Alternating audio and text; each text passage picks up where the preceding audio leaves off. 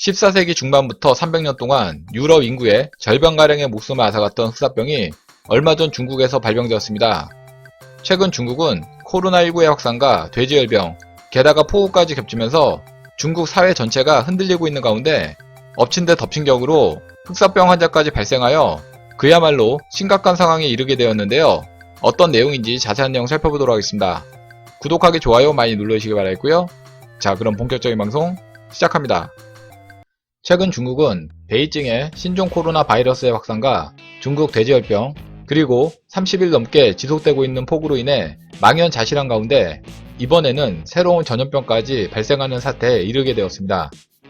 중국 북부 네이멍구 자치구에서 또 다른 고위험 전염병인 흑사병 환자가 발생해 경계감이 고조되고 있습니다. 6일 중국 매체 차이시는 지난 4일 중국 내몽고에서 발생된 흑사병 의심 환자가 5일 오후 11시 확진 판정을 받았다고 보도했습니다. 보도에 따르면 내몽고 바옌나 오엘시 보건당국은 4일 우라터 중기 인민병원에서 보고된 흑사병 의심 환자가 이미 확진 판정을 받았다면서 현재 이 환자는 병원에 격리돼 치료를 받고 있다고 전하고 있습니다.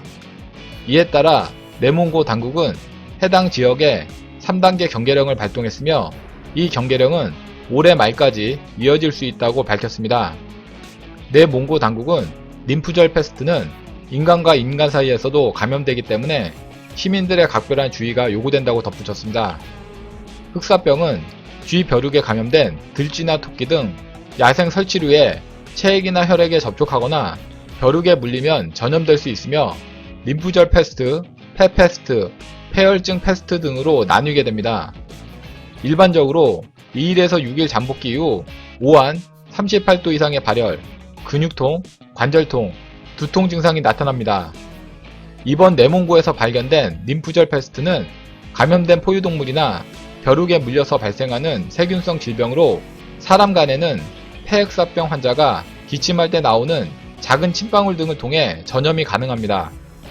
흑사병 풍토 지역인 네이멍구에서는 지난 11월에도 시린궈러에서 흑사병 환자 3명이 발생해 헬리콥터 등을 등원한 대대적인 쥐벼룩 발멸 작업이 이루어진 바 있습니다.